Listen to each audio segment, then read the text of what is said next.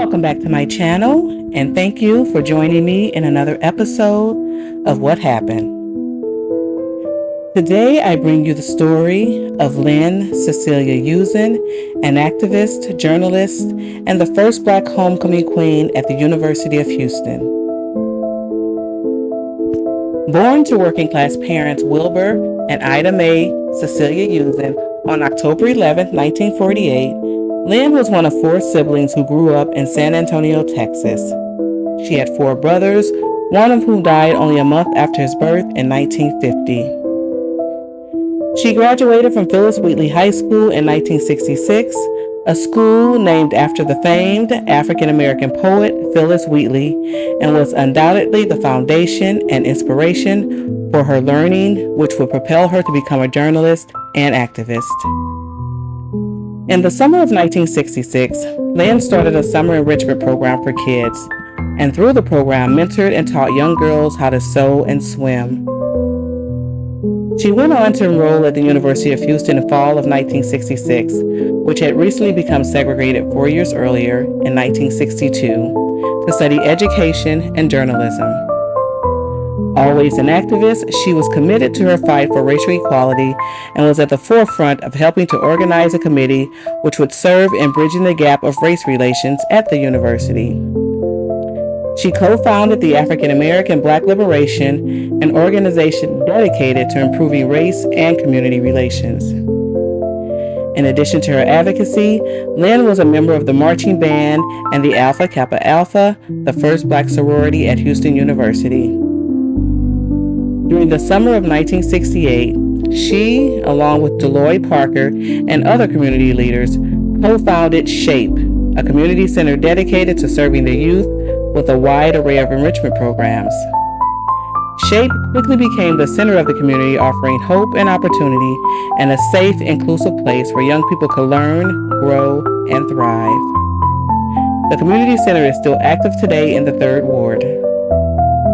In her junior year, on November 22, 1968, with the organized efforts of the African American Black Liberation, support from the Black student body, and the school-run newspaper, the Daily Cougar, Lynn made history by becoming the first Black homecoming queen at a predominantly white Southern university, beating out 5 other white candidates.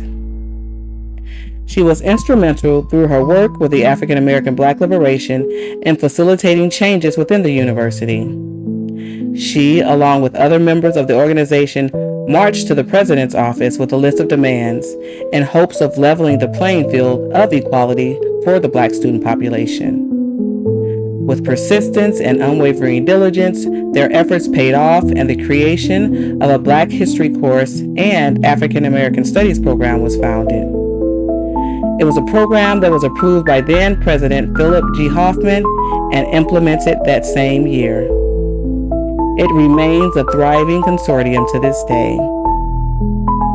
In January 1969, Ebony magazine published an article titled "The Natural Look, Is It Here to Stay?", which captured a significant cultural moment in American history. The article featured young women wearing afros, including Lynn with a photo of her being crowned homecoming queen and proudly showcasing her voluptuous afro. It represented a movement toward embracing natural beauty and cultural identity. As an activist fighting for equality and change, she often participated in organized demonstrations. Just a few months after being crowned homecoming queen, and while marching in protest, she, along with 14 other student activists, were charged and arrested in connection with a riot on the university campus for destruction of property. The charges were later dropped. In 1970, she graduated from the University of Houston and began work as a reporter for the Voice of Hope and contributing editor for Black Enterprise magazine. She also worked as a secretary and public relations representative for the Progressive Amateur Boxing Association. On a rainy day, Friday, September 10th, 1971, at the age of 23, while waiting at the bus stop to go to work, Lynn accepted a ride from a stranger. It was a decision that would ultimately lead to her untimely death. The perpetrator, 26-year-old Leo Jackson Jr., was eventually arrested in connection with her death. He had 14 prior arrests for assault and armed robbery. When police found her body in the backseat of his car, he claimed she had been hysterical, started to assault him and then herself, and that he was merely taking her to the hospital before accidentally ramming his car into a police vehicle. Though the wounds on her body were consistent with self-defense from a brutal attack, in March 1972, after a jury trial and for reasons unknown, the perpetrator, Leo Jackson Jr., was found not guilty and acquitted, leaving her family and friends devastated. To date, the case remains unsolved in Houston's cold case files.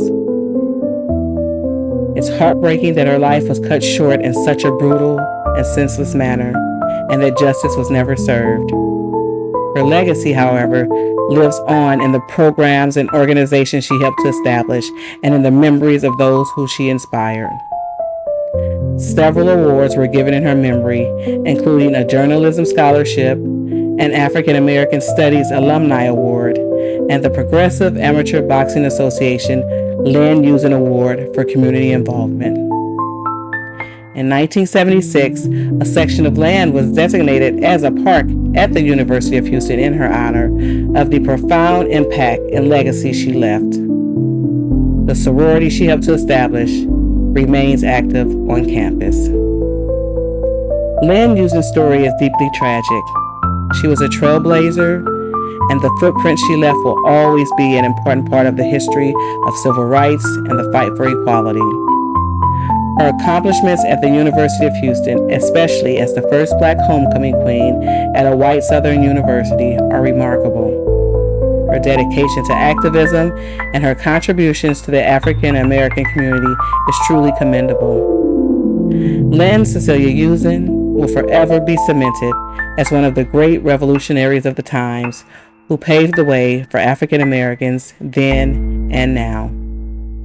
She once stated that she wanted to be remembered for the cause of justice and equality for all people in society. A statement 50 years after her death has transcended time, leaving a lasting mark and inspiring generations. Though many believe with certainty that Leo Jackson Jr. was the sole perpetrator who was responsible for her death, the case of Lynn Cecilia Using remains unsolved. Thank you for tuning in to this episode of What Happened.